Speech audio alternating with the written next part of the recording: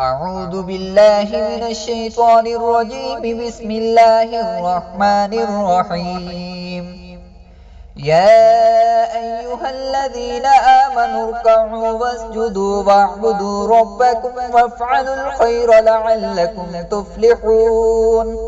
وجاهدوا في الله حق جهاده هو اجتباكم وما جعل عليكم في الدين من حرج ملة أبيكم إبراهيم هو سماكم المسلمين من قبل وفي هذا ليكون الرسول شهيدا عليكم وتكونوا شهداء على الناس فأقيموا الصلاة وآتوا الزكاة واعتصموا بالله هو مولاكم فنعم المولى ونعم النصير.